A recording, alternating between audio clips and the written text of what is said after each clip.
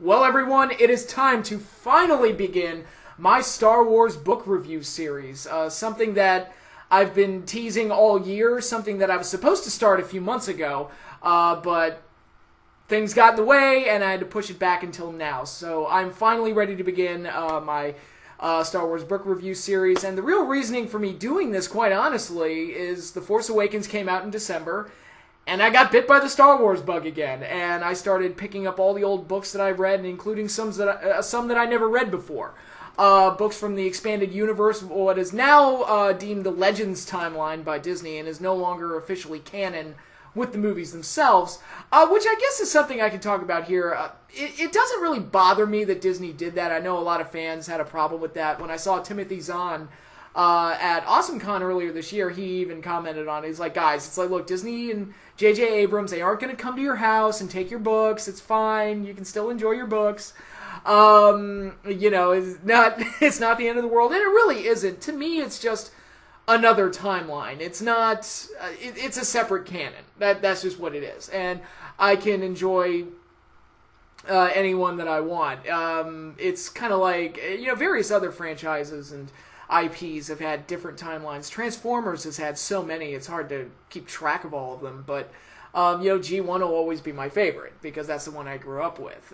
Beast Wars was another one I was a big fan of, although I think G1 and Beast Wars actually tie together, but whatever. That's a complete sidebar, but yeah, so the expanded universe to me was a really, really fun part of my childhood, because it kind of filled the void of not having any Star Wars movies. And this was before, the special edition came out, and before Episode 1 came out, and we were all upset and disappointed. Although I'll talk about that, because one video I do plan on doing for sure is the movie novelizations. So I'll get to talk about the Episode 1 novelization and compare it to the movie, and talk a little bit more about my reaction to the movie initially, which was not as negative as a lot of other people's was, but I was also more upset about other things that had happened the year before.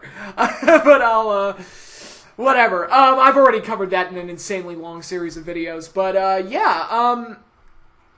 so really I got bit by the Star Wars bug again. I was like, man, I really want to go back and read some of those old stories, and read some of the ones that I'd never read before, like the old Republic books, or some of the books relating to the prequel timeline. Because the funny thing about the prequel era, I guess we'll call it, is that there's a lot of good material surrounding it. The Clone Wars TV show, both Clone Wars cartoon shows actually, were both very good. The 2D one and the 3D one.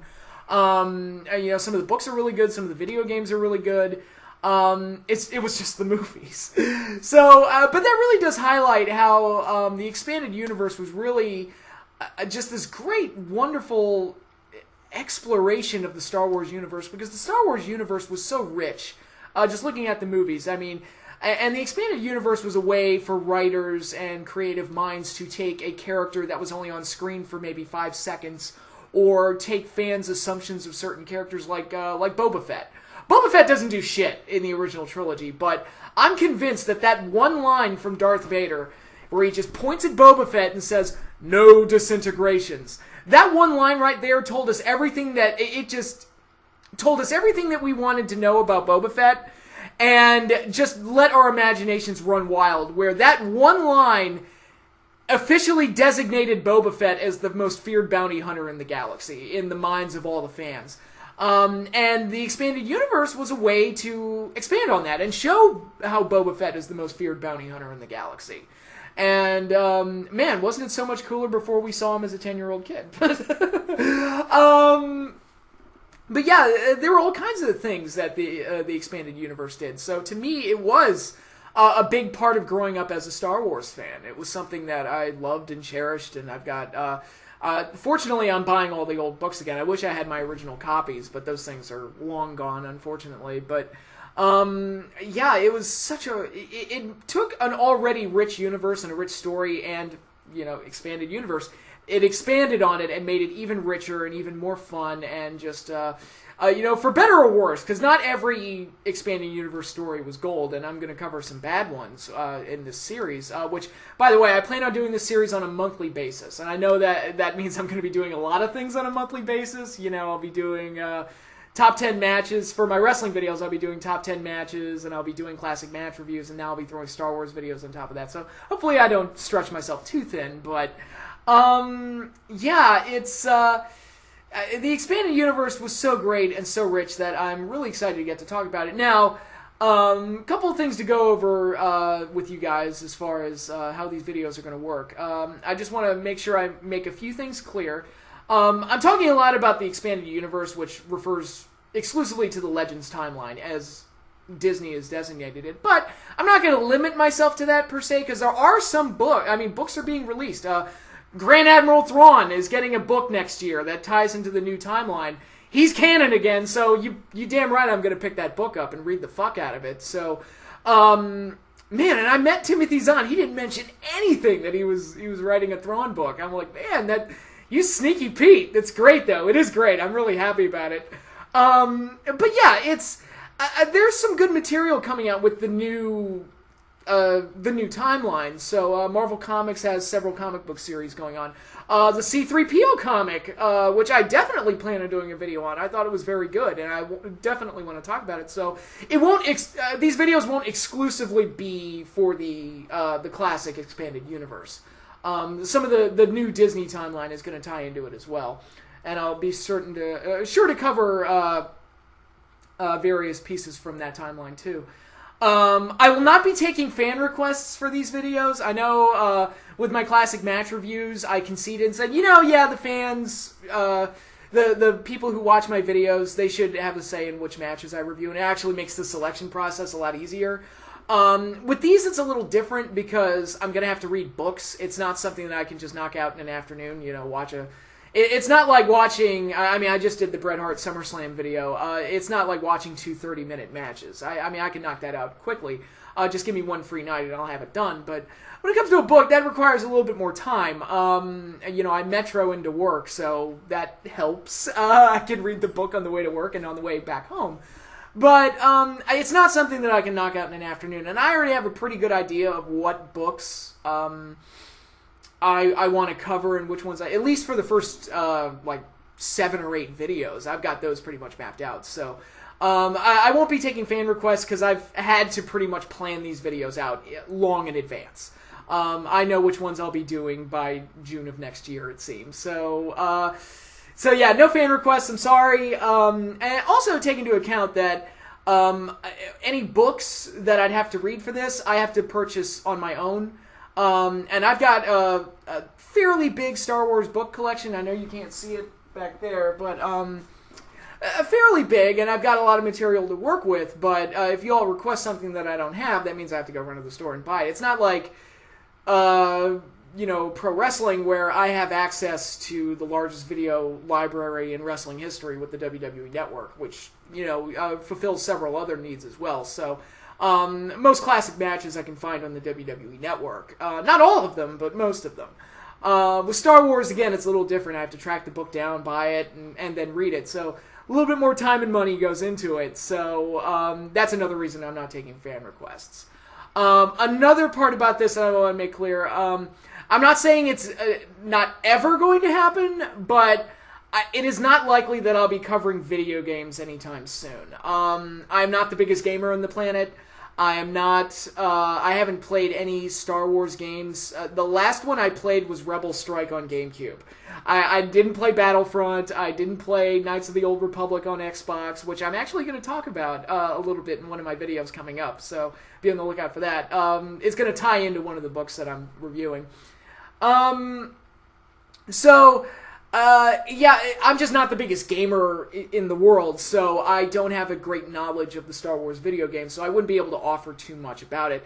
And really, I'm just more of a reader anyway. I prefer reading over playing video games, because to me, video games, and this is me being an old fart, growing up with the old Nintendos and everything, for me, I don't like a strong story with a video game. I like to make up my own story as I go. That's one of the reasons I love the Super Mario game so much. All I need to know is that Bowser kidnapped the princess. That's all I need to know. And I can make up, and when I was a kid, and I'm sure I annoyed the hell out of my parents with it, but with Mario games, I could just make up the dialogue and make up the story as I went along while I played the game. For me, it was the ultimate form of playing pretend. Video games have changed in where they all have to have storylines and, twists and turns and all these other things, where it feels like the game is more like more cutscene than actual gameplay. Yeah, I know, I'm an old fart, but whatever. Really, like, I don't analyze video games from the standpoint of how good the story is, because I don't really care how good the story is. I just want, is the gameplay good? That's all I care about.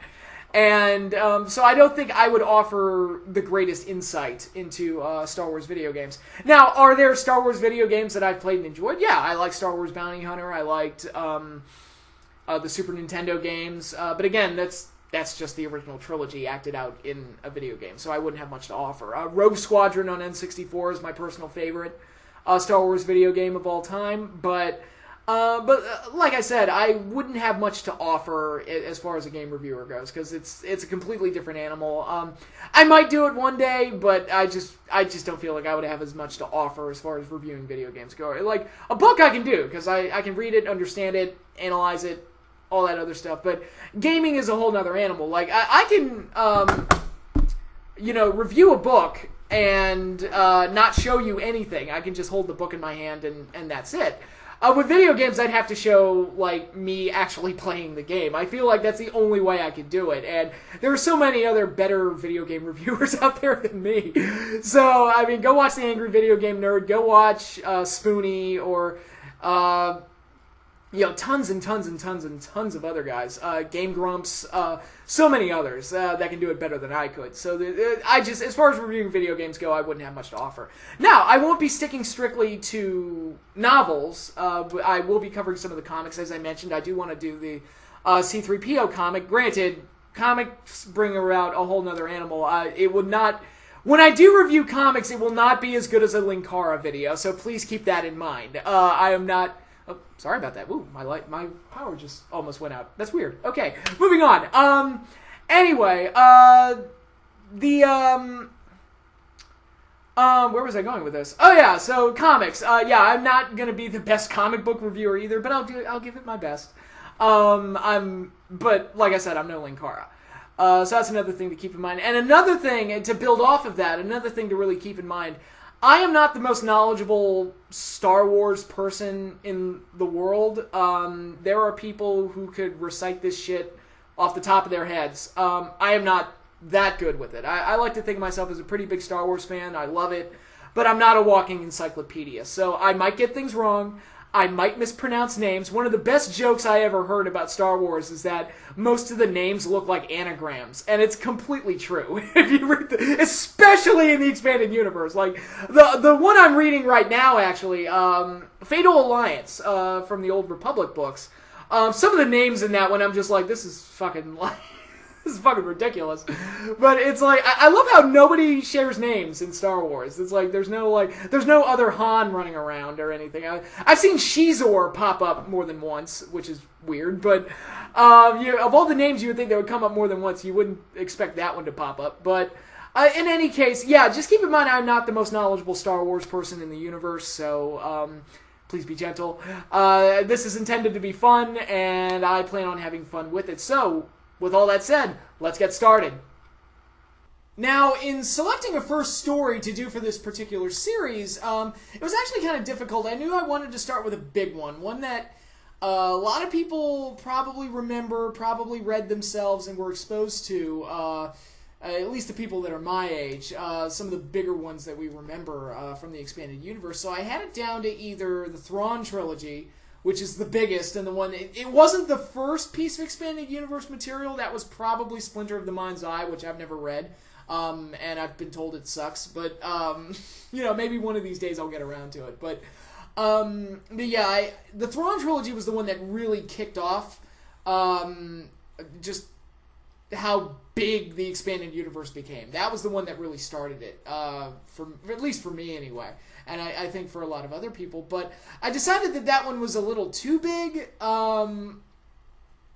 and because that's I mean, I'll be honest, it's my personal favorite one, so I kind of want to save that one for later. It's my personal favorite piece of the expanded universe, so I don't want to do my favorite one right off the bat. So I was like, all right, we'll store away the Thrawn trilogy for a rainy day. Then I thought about doing the Dark Empire trilogy, the comic books, because that was the first big Star Wars comic that really got that side of the expanded universe going. Again, it wasn't the first Star Wars comic, but it was the first really significant original story that, again, allowed for the expanded universe to grow and develop into bigger and better things. My only problem with doing that one right off the bat was that I'd be starting with a comic, which, again, is tricky. And not something I wanted to do right off the bat. So, yeah, so I ultimately decided on doing another big one, one that I think a lot of people remember, whether you read the book or played the video game or read the comics or all of those things. Shadows of the Empire. This is one that came out in 1996, and this book was one part of a huge multimedia campaign from Star Wars. I mean, under the Shadows of the Empire banner, there was the video game on N64, which I actually have right here. It was the second game I ever played on N64. I say I'm not covering video games in the very first video. I'm breaking my own rule and covering a video game, but it's a part of the story of what Shadows of the Empire meant to me in my youth. Is that for a while it was the biggest Star Wars thing. Right up until the special edition came out. It was just this really big thing with Star Wars, and there were action figures attached to it. Like I said, there were comics. Nintendo Power had a mini-comic series about Shadows of the Empire. You know, like I said, there was the video game, which was not a bad game, but not a great game either. The ship levels were way better than the platform levels, which was actually the opposite in the Super Nintendo games, where the platform levels are great and the ship levels suck. So, and the ship levels were so good, I think that was what led to the creation of the Rogue Squadron games, which were very, very good.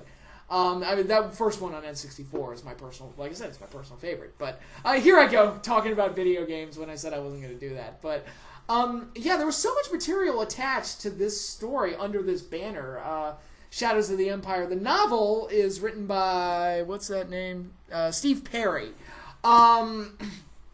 And this was his big contribution to the expanded universe and to Star Wars as a whole. I should also note, to show just how much material was released on Shadows of the Empire, there was even a soundtrack, like a musical score that was meant to be a companion to the novel. Some of the music also made its way into the video game. The piece of music that I really remember was the Skyhook battle. In the last level of the video game. That piece of music actually, I had the CD. I don't have it anymore, but, you know, it's, man, it was crazy. I mean, there's so much material that I honestly remember thinking that there was going to be a direct-to-video animated movie. I had nothing to base that assumption off of except for the fact that there was so much material. I thought, why not? I knew there couldn't be a live-action movie because I was like, look, Mark Hamill's getting old, Carrie Fisher's getting old, Harrison Ford's getting old, and this story's supposed to take place in between Empire and Jedi, so live-action movies ain't going to work. But you can do animated and direct-to-video, and Disney, knock on wood, at that time had become the kings of shitty direct-to-video animated films by bastardizing their own movies with these horrible, horrible sequels. I mean, of the sequels that Disney released on video, I think the Aladdin ones were not completely awful, and I can't remember any other ones being any good. Oh, you know what? Cinderella 3 was actually not that bad, and I don't know why I watched it. Just one night I watched it, and I was like, that actually was way better than it had any right to be. But, yeah, Disney just butt-fucking their own movies through those shitty sequels. I'm just happy they never got around to Great Mouse Detective. That's all I care about. It's like, my favorite one did not get destroyed, but here I am talking about Disney. Tied back to Disney, something else that they own, Star Wars, Shadows of the Empire, the novel. This, to me, was the big part of the Shadows of the Empire multimedia campaign. I mean, this, to me, was the big story. Now, the interesting thing was, on all these different mediums, from the comics, the video game, and the novel, they all covered different aspects of the story. Shadows of the Empire, as I stated, takes place in between Empire Strikes Back and Return of the Jedi, which I loved, and really, again, shows just how rich the universe is that there are these time gaps in between the movies that are left completely unexplored, and that's what the expanded universe allowed us to see. It allowed us to see what happened in between the gaps, in between films, because even the prequels, you've got 10 years in between episodes 1 and 2, you've got at least 3 or 4 years in between 2 and 3, you've got 19 to 20 years in between 3 and 4. I couldn't tell you how much time is in between 4 and 5, and 5 and 6, you could assume that it's taking place right after Empire, but at the same time, it's like, look, Luke was able to build a lightsaber, pick up a few more Jedi tricks, so really, there's probably more of a lengthy passage of time than the movies probably explore. I mean, it was very ambiguous just how much time had passed in between Empire and Jedi, so that was one of the great parts about the movies, is that it did leave some of that stuff open and allowed for stuff like this to exist. I'm sure we made George Lucas richer, but at the same time, the stories were so good, and we just wanted more of it. We just wanted more Star Wars, and when something like that comes out, especially a book like Shadows of the Empire, which is covering a period that had never been covered in any of the expanded universe, the period between Empire and Jedi, what happened during that time. And what we get is, like I said, Shadows of the Empire, and the video game, the novel, and the comics all cover different aspects. The comic focuses, if memory serves me right, and I don't have the comic anymore, but if memory serves me right, it focused more on the bounty hunters and what Boba Fett and IG-88 and Dengar and all of them were doing. Excuse me. The video game covers Dash Rendar's journey, and I guess I'll cover this right now. I'm just going to throw this out there. It's going to be one of my knocks against the book and Shadows of the Empire as a whole. Dash Rendar sucks. I do not like that character. He's poor man. He's a poor man's Han Solo.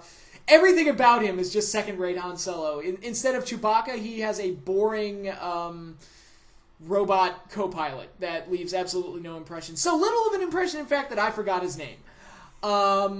He has the Outrider as his main ship mode of transportation, which is basically just a smaller, shittier version of the Millennium Falcon.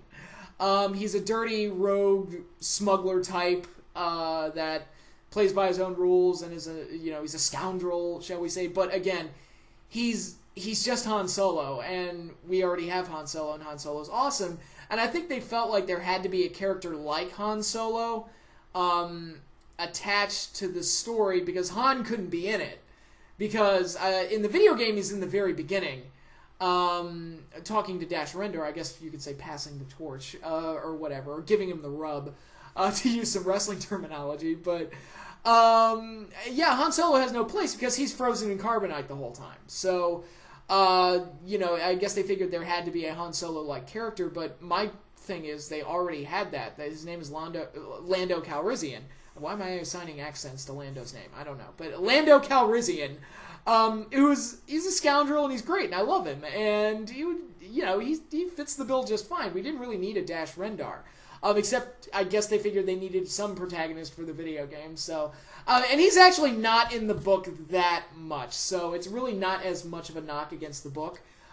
He's more of an issue with the video game. But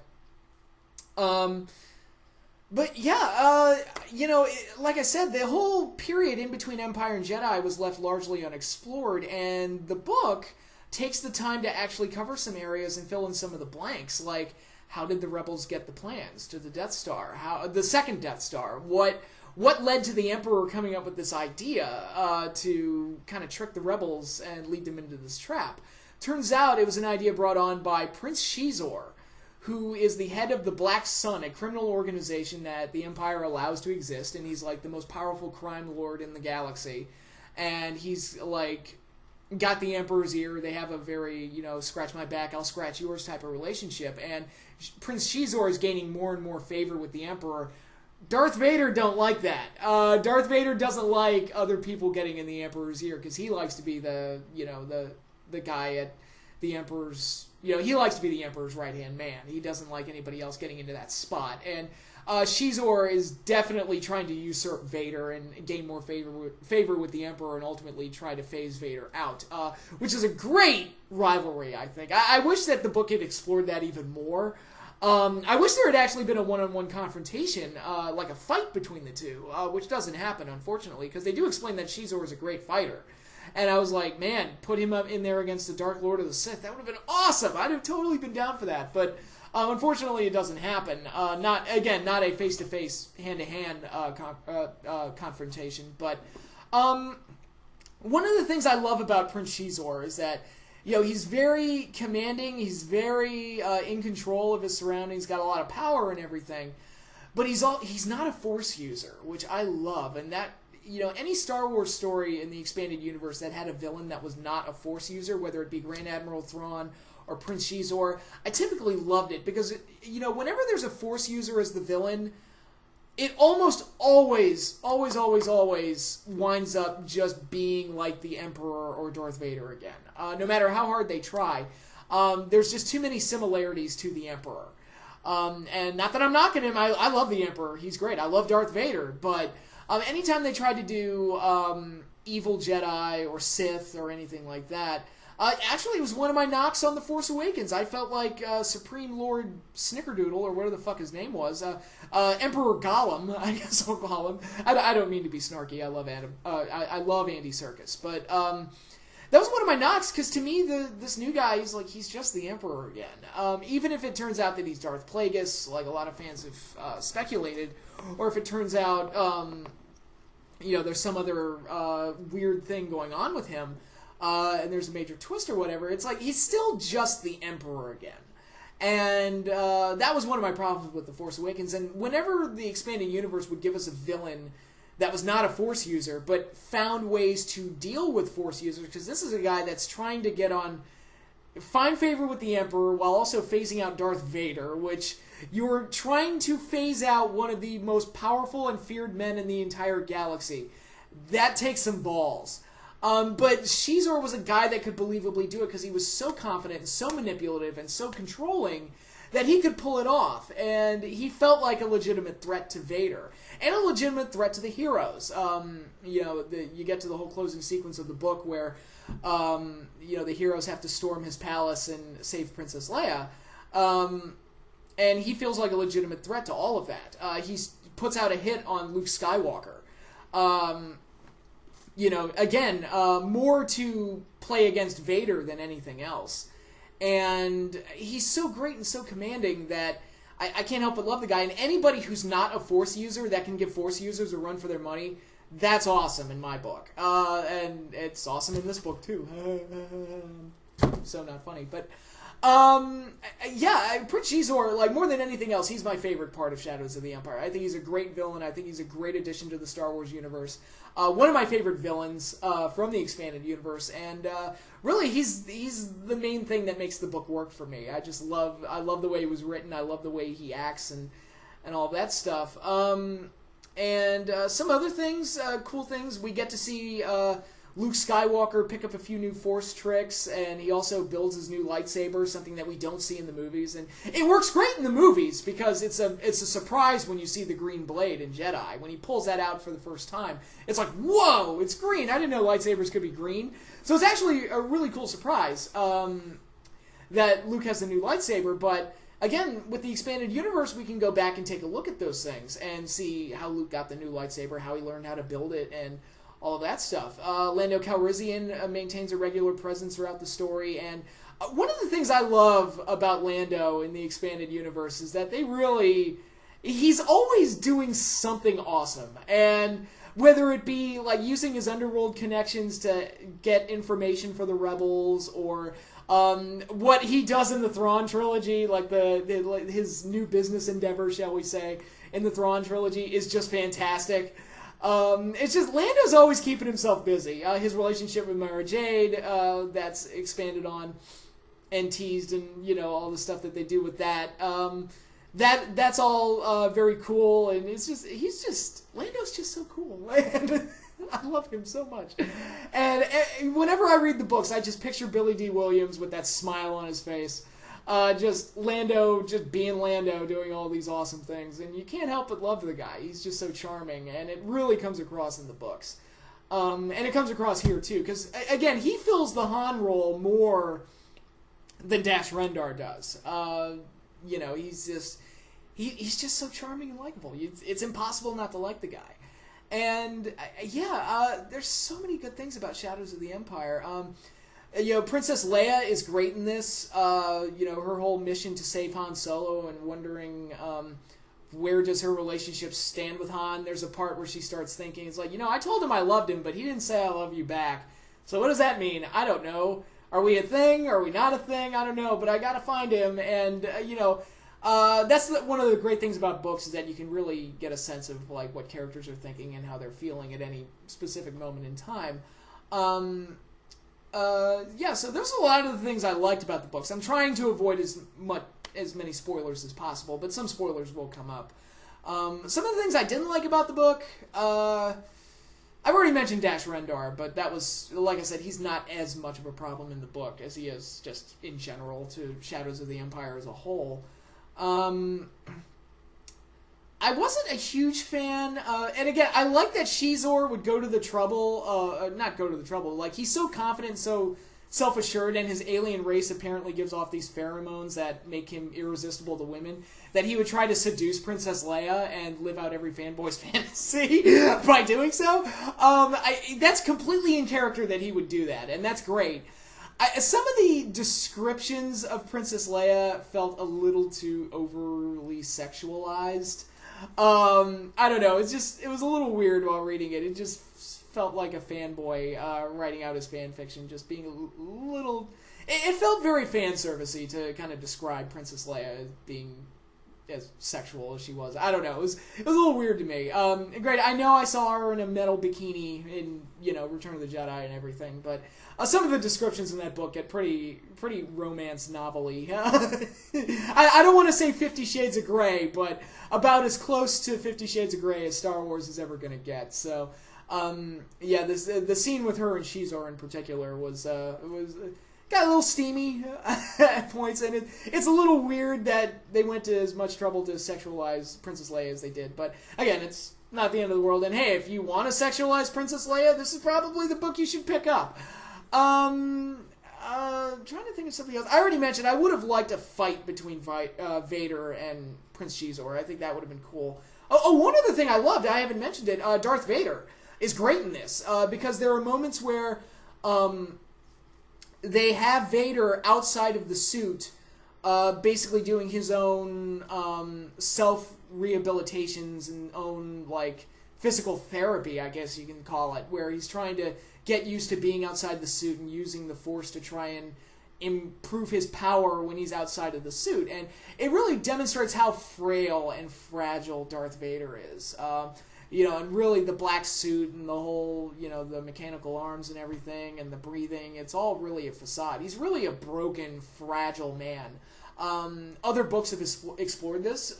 Actually, the Dark Lord trilogy, the third book in the Dark Lord trilogy, actually the second book is the Revenge of the Sith novelization, but the third book, The Rise of Darth Vader, really covers this as well. So, whenever they can have that type of stuff with Vader, I find that very interesting. And it really, again, it's you get that a little bit in the original trilogy. There's that one scene in Empire where the commanding officer goes to talk to him, and you see the helmet come down over his burned and scarred face. So you see that there's a broken person inside of the suit. And then at the end of Jedi, when you see him and he's barely struggling to breathe and he asks Luke to take the mask off, he's a frail, fragile man. And that's very fascinating to me, that the most feared person in the galaxy deep down is really broken and really fragile. So, again, Shadows of the Empire expanded on that, had some really great, wonderfully written scenes with Vader shown in that light, and I thought that was very good and really appropriate as he's in this power struggle with Prince Shizor, that it looks like Prince Shizor is kind of the new hotness, and Vader is like, he might be the old relic that's on the way out. So you have that kind of juxtaposition put in there as well. So, but yeah, other things I didn't like, there's not much. I guess I would have liked Boba Fett to be in the book more, but again, that's kind of his part of the story was in the comics, so that's really just the nature of Shadows of the Empire, and the way the story was told. But yeah, if I'm gonna recommend any part of the Shadows of the Empire story, I would definitely say pick up the novel. I think that's the best one. The video game, like I said, isn't bad, but you're getting kind of a level by level story with Dash Rendar running around, so it's not really much of a story. And the comic book I haven't read in years, so I can't really tell you. But if you want the bounty hunters, I mean, go for the comic book certainly. But the novel, having reread it earlier this year, I really enjoyed it. It really brought back a lot of fond memories. I wish I had the CD to go along with it, with the music, the companion music while you read the book. It's like, I distinctly remember they even had track names to tell you where to read certain parts. Like, one track was named The Seduction of Princess Leia, and I'm like, well, gee, I wonder which part of the book that goes to. So... but yeah, Shadows of the Empire as a whole was a very cool part of the Star Wars expanded universe and was so big. And really kind of got us ready for more Star Wars stuff coming, because the next year we got the special edition, for better or worse. A couple years after that we got the prequels, for better or worse. But really it was kind of, Shadows of the Empire like really got people excited for Star Wars again. It was this really kind of big thing that I really enjoyed, and like I said, I have a lot of fond memories of, and rereading the book, it still holds up, and it's a fun read, and I highly recommend it. So, that concludes the first Star Wars book review. Hopefully you all enjoyed this, and hopefully, this monthly series can keep on getting bigger and better from there. So, that's all I have for you now, so until then, I will see you all later.